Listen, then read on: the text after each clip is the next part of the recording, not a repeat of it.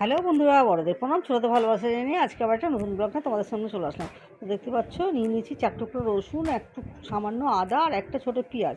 এটাকে পেস্ট করে নেবো। আর এদিকে একটা বাটিতে নিয়ে নিয়েছি সামান্য মুসুরির ডাল আর ডুমো ডুমো করে কেটে রাখা আলু।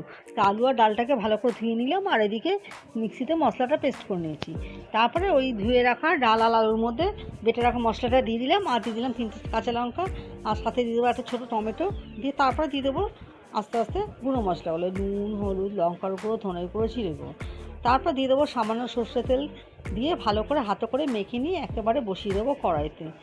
তো ওই ডালটা চটজলদি হয়েও যায়, খেতেও খুব ভালো লাগে। আর এর সাথে অন্য কোনো কিছু দরকারও হয় না। ডালের সাথে সাধারণত অন্য কিছু ভাজা ভুজা কিছু করতে হয়, শুধু তো খাওয়া যায় না। কিন্তু এই ডালটা এরকম করে খেলে এর সাথে আর কিচ্ছু লাগে না, খেতেও খুব অসাধারণ টেস্ট হয়। তো দেখতেই পাচ্ছ, আমার হাতে মাখা মুসুরির ডালটা হয়ে গেছে, সমস্ত সেদ্ধ হয়ে গেছে। তো আজকের মতো ভিডিওটা এখানেই শেষ করছি। সবাই ভালো থাকবেন, সুস্থ থাকবেন।